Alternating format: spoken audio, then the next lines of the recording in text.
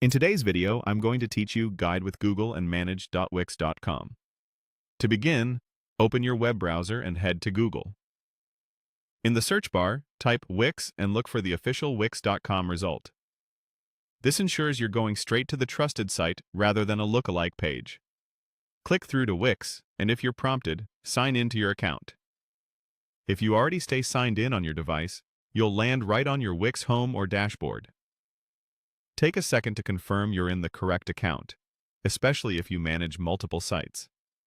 From your Wix dashboard, locate the site you want to work on. You'll see an option labeled Design Site. Go ahead and click that. This takes you from the management side into the visual editor, where you actually customize how your site looks. Think of the dashboard as the control room for settings and apps, and the editor as the creative studio for design. Depending on your template or recent updates, the wording or placement may vary slightly, but the intent is the same. Open the editor to design. Once the editor loads, navigate to the page and section containing the text you want to adjust. Click directly on the text element to select it.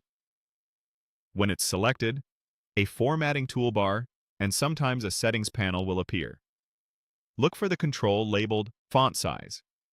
It might be a drop-down with preset sizes or a field showing a number followed by PX. Click that control to change the size. You can pick a preset or type in a specific value if you need a precise look.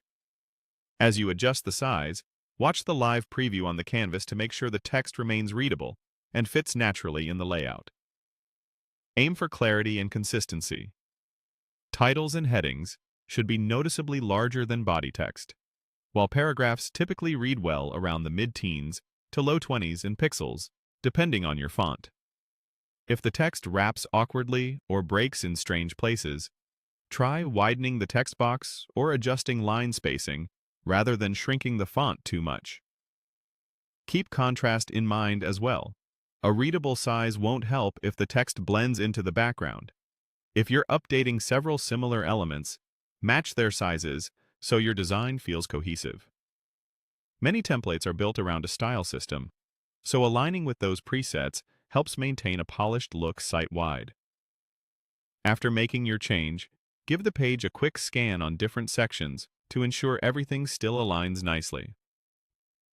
When you're satisfied, continue editing as needed, and you can preview and finalize changes through your usual workflow.